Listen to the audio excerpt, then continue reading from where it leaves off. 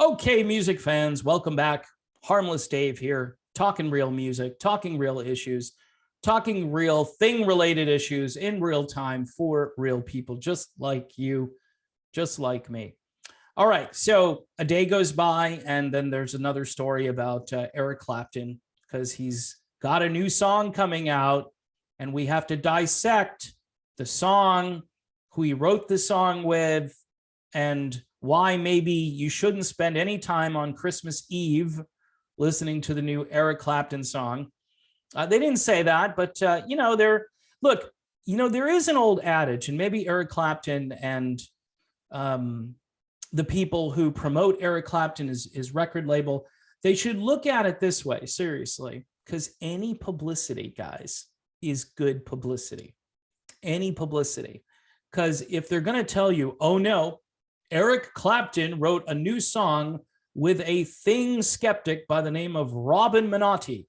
Oh no, the world is going to end. Don't listen to this new song written by Eric Clapton and this guy, Robin Minotti, who actually published a letter that Clapton wrote about his experience with the thing. Because again, you can't have any bad experiences because they don't exist, right? Hey, you get the thing and it's perfectly fine. It's super duper great. You're going to live a long, super healthy life. In fact, this will make you healthier. I think if you take 3 or 4 of them, it's going to make you incredibly healthy. You may be as strong as Superman after you do the 3rd or 4th. And, people are lining up because you got, rock media outlets who are just towing the line. I mean, is every media outlet somehow entangled with the government? I would say so, based on, observation, because that's what I do. And it's really tragic that nobody picks up on that going, hey, why are you so enthusiastic about the thing? And, like I say, based on what the media tells you, this is the greatest thing in the world to do, because it frees you from all the problems. What, wait, it doesn't? I mean, there are reports coming in from all different countries now. I don't know how you suppress this much data each day. Guys, hey, rock publications, it's pretty cool how you'll cut and paste from, the death cult agency, the DC. You cut and paste all of their stuff and you just drop it in. This is how you do editing, by the way, at a rock music publication. You go, hey, see that line where it says, like, really good for you and healthy and will solve all your problems in life? Just cut that out and paste it into the article about Eric Clapton. Or when somebody goes off on a really good tangent, like John Cooper did from Skillet. I mean, the guy is really sharp, right? He goes off on this super long tangent, and then they do this faux fact checking for about 10 more paragraphs to try to refute everything that John Cooper said. Now, if you didn't see John Cooper's article, he had a couple in the news because he went to a church. God forbid you go to a church and talk to like a pastor or somebody there who does interviewing. And John Cooper's in a Christian rock band called Skillet.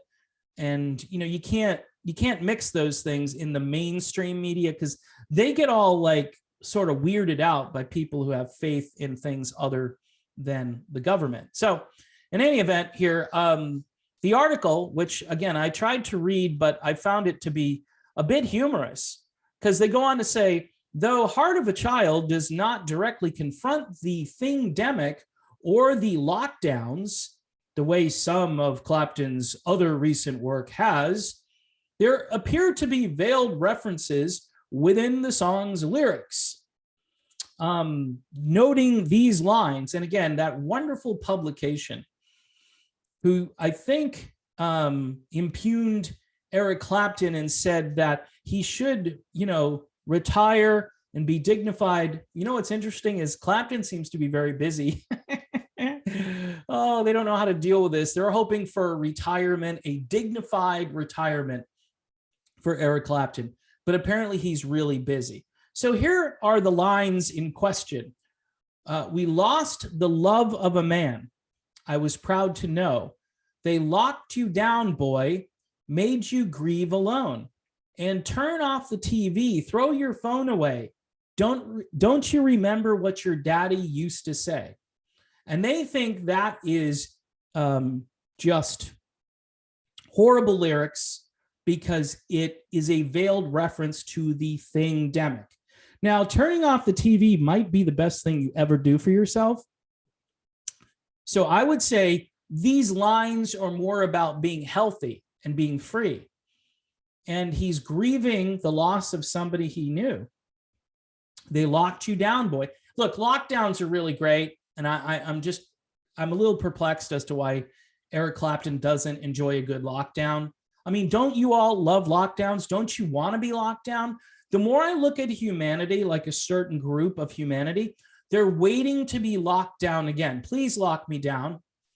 Please wrap me up in cellophane. Please put me in a hermetically sealed bubble. Please. I'm really looking forward to these things. I'm hoping the government decides to do this soon. Now, you can speed up the entire process by moving to Australia, okay? And you can have all of that right now. Again, they go on. Clapton has been very vocal about his stance, yada, yada, yada. In addition to his own material, the rocker has released songs with Van Morrison. See, okay, so like I said at the beginning here, or in the middle somewhere, any publicity is good publicity. All right, so all you folks at the record label, Eric Clapton, everybody involved with this project, it appears that you're getting a ton of free publicity. Because there are a lot of people who will read this, even though it's on a government website. I mean, this is like MSNBC. Let's just be honest. It's the same kind of thing. It's propaganda. It talks from just one side of the argument. The fact that all of these outlets want to censor the other side and call it mis and disinformation, the fact that they want to do that shows that they don't have an argument. They just want to block, because someone might hear that argument and go, hey, that's a way better argument over there. I haven't heard that yet. You know, Peter McCullough going on with Joe Rogan, that's a nightmare. That's an absolute nightmare for these people, because Rogan is more respected than any of these people. And Dr. Peter McCullough seems to be pretty smart, but they will air parts of that and edit out the most important things. Clapton says he isn't an anti-thinger, but his stance has ruffled many feathers and in some cases ended friendships. Yes, because the people who were friends with Eric don't have any integrity. They have no integrity. They're just basing it on what the media wants them to do, because they don't want to lose some audience over here. They don't want to lose ticket sales over there. They want to keep all of these so-called measures. I'll do the air quotes. They want to keep all those measures in place forever, because that's what this is about. Clapton, now again, they do a bit of lying here. They do a bit, I won't say lying, but this isn't necessarily 100% true. It says, additionally, Clapton has refused to play venues in the UK which require proof of the thing, you know, the QR code, though he did perform at several such establishments during his most recent visit to the US. That last statement is false. What happened at the venue in Louisiana is they reneged on their contract not to require people to do the thing. And I don't know about the other establishments, but they're trying to make it sound like, look, Clapton doesn't even care about, you know, what he promised to do. He doesn't care. He just wants to make money. Meantime, the wonderful magazine, which is mentioned here, said that Clapton was bankrolling. They use the term bankrolling. Like, there are so many people right now that want to interact with losers, okay? There's so many of us that want to go out and be around people who have no common sense, who don't understand real science, right? There's so many of us that just want to go and do that. So I don't know who you're bankrolling, unless you can do like a private concert somewhere and send out covert notifications to herd everybody together. You know, and if you could do that, by the way, I would be more than happy to attend such an event. But, you know, people on the other side of this issue, not the government side of the issue, a lot of us are now becoming a little bit nervous about being around all these people who went out and did this thing, right? And because here's number one, here's the first reason why, because it shows a huge lack of common sense. Now, you could say, well, Clapton did it. Yeah, and Clapton repented. Clapton said, yeah, no, I would never do this again. And my guess is he's probably doing something to mitigate what happened. I think there are probably some protocols available for that. Not sure, haven't studied that out. Some people say that those protocols aren't 100% effective. Other people say they work great and that you should try them. First thing you have to do is stop doing this. I mean, they're up to like 4 or 5 or 6. And I don't, it's just crazy. But that's where we're at right now. And apparently even the little emperor the other day said something really bizarre when he did that meeting over on Facebook. Just very bizarre, almost admitting that this isn't going the way it should be going, and it's hard to continue just throwing out propaganda, literally talking out of both sides of his mouth. At one moment saying, yes, you must do it for the Dodge Omni variant. You must get the 3rd, the 4th, the 5th, whatever it takes. And over here basically saying, well, we're going to have to reevaluate what is happening. Huh? What do you mean reevaluate? Over here, you're telling people to go and do this. Over here, you're telling to reevaluate. What is, and this is why that man needs to be fired and needed to be fired sometime mid last year or in the spring of 2020, I would say.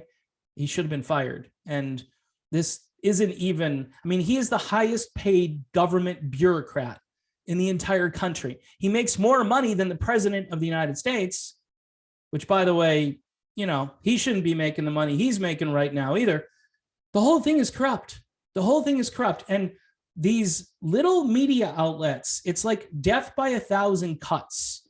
You'll turn on your television, you'll see a little ad for something, you'll drive under an overpass, you'll see a sign, you know, or you'll go out and there'll be a billboard somewhere and it will be encouraging you to do something. Then you'll go into Walmart and it's on the loudspeaker system. Stop it. Stop it. People can think for themselves, or they used to be able to think for themselves. This is just all training. It's sheep training is what it is. And it's turning people into sheep. And because there are people who walk by on a beautiful sunny day and they're not willing to breathe air freely. They want to be suffocated. They want their airflow to be restricted. This to me is absolute insanity. And so when someone comes along with an article and says, hey, so-and-so is a skeptic, they're a skeptic. Yeah, it's more than skepticism. It's more than that. And it's not denial. And it's not looking at the data, because these people only present the data that they like. And they need to acknowledge all the data. And then that's informed consent at that point. Once you have all the data, then you can make an informed decision. So there you have it. That's my video. Another day, another attack on one of the greatest musicians of my lifetime. It's frightening, it's sad, it's discouraging, but I would go listen to the new song when it comes out. I would make that song go over 1 million views in like 5 minutes. I don't know if that's possible, but you know what? If enough people know about this, maybe it is possible. Heart of a Child comes out Christmas Eve, and it could be the greatest publicity that Eric Clapton and his record label could ever get. These stupid publications continuously finding ways to deconstruct a really good guitarist and a decent man from what I can understand here.